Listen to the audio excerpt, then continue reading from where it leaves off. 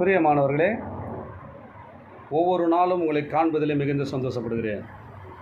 நன்றாக இருப்பீர்களா? நன்றாக இருப்பீர்கள் நம்புகிறேன், விசுவாசிக்கிறேன். இயேசு கிறிஸ்து நாமத்தினாலே உங்களை ஆசீர்வதிக்கிறேன். இந்த நாளிலே ஒரு வேத வசனத்தை காண்பிக்க விரும்புகிறேன். எபிரேயர் 2ஆம் அதிகாரம் 18ஆம் வசனம் சொல்லப்படுகிறது. ஆதலால் அவர்தாமே சோதிக்கப்பட்டு பாடுபட்டதினாலே அவர் சோதிக்கப்படுவர்களுக்கு உதவி செய்ய வல்லவராக இருக்கிறார். ஆண்டவங்க சொல்கிறாருங்க, நம்ம உலகத்தில் இருக்கிறோங்க, நம்ம ஒவ்வொருவருக்கும் ஒரு சோதனை உண்டு, ஒரு துயரம் உண்டு, ஒரு கண்ணீர் கசப்புகள் உண்டு. அநேக காரியங்களை நம்ம இடைப்பட்டிருப்போம். யாருக்கும் அந்த சோதனை இருக்குதுன்னு சொல்லவே முடியாது. நான் நல்லா இருக்கிறேன், எந்த நேரம் பார்த்தாலும் நான் சந்தோஷமாக இருக்கிறேன், யாருன்னா சொல்ல முடியுங்களாங்க? எல்லா மனுஷனுக்கும் ஒரு சோதனை காலம் வருங்க. வரும்போது தான் நம்ம யார்கிட்ட சொல்லணும், யார்கிட்ட போகணும், வேதனை பண்ணிருக்கணும். ஆண்டவர் போகிறாருங்க, நம்ம எல்லோரும் உண்டாக்கினவர். அவருடைய வாழ்க்கையிலே ஒரு சோதனை நம்ம உண்டாக்கிட்டு அவர் சோதனைக்கு உட்படுகிறார்.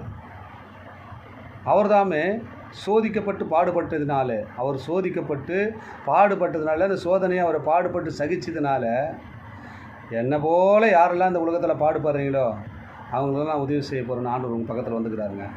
யாரெல்லாம் உதவி வேணும், யாரெல்லாம் உதவிக்காக காத்திருக்கிறீங்க, இதனால் ஆண்டவர் உங்களை பார்த்து தான் சொல்கிறார், நான் உதவி செய்ய வல்லவர்.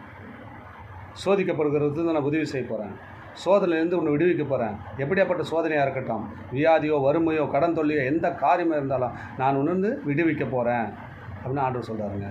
நீங்கள் பயப்படாதீங்க. இந்த வார்த்தை கேட்டுக்கொள்ள இந்த நேரத்தில் உங்கள் வாழ்க்கையில் ஒரு அற்புதத்தை அவர் உதவி செய்ய வல்லவராய் வந்து விட்டார். நாம் ஜெபிப்போம், கண்களை மூடுவோம். எங்கள் அன்பின் பரலோக பிதாவே, இயேசு கிறிஸ்து நாமத்தினாலே சமூகத்தில் வரும் தகப்பனே, இந்த நாளிலே இந்த வார்த்தையை கொடுத்தீர். இந்த பிள்ளைகள் கேட்டுக்கிற ஒவ்வொரு குடும்பத்திலும் ஆண்டவரை என்னென்ன கர்த்தாவே சோதனை இருக்கிறதோ எல்லா சோதனையை எடுத்து போடுங்க ஐயா. உடைய வல்லமையான காரம் கர்த்தாவே ஒவ்வொரு பிள்ளைகள் மேலும் இதை கேட்டுக்கொண்டிருக்கிற ஒவ்வொரு குடும்பத்திலும் அப்பா நீ கிரியை செய்யும்படியாக நாங்கள் செபிக்கிறோம். ஆண்டவரை உன் வார்த்தையை அனுப்பி சுகம் தர வல்லவர் என்று நாங்கள் பார்க்கிறோம். இப்பொழுது இந்த வார்த்தையை அந்த கேட்டுக்கொண்டிருக்கிற பிள்ளைகள் மத்தியில் அப்பா நீங்கள் புறப்பட்டு போகட்டும் ஐயா. சுகம் உண்டாகட்டும் ஆண்டவரை, பலன் உண்டாகட்டும் ஆண்டவரை. என்னென்ன தேவையோடு சோர்ந்து போயிருக்கிறார்களோ, எந்த தேவையை காத்திருக்கிறார்களோ நான் உதவி செய்ய வல்லவர் என்று சொல்லிடப்பா. ஒவ்வொரு பிள்ளைகளுக்கும் நீ உதவி செய்து ஒரு ஆசீர்வதிக்கும்படியாக நாங்கள் ஜெபிக்கிறோம். ஆமேன், ஆமேன். God bless you.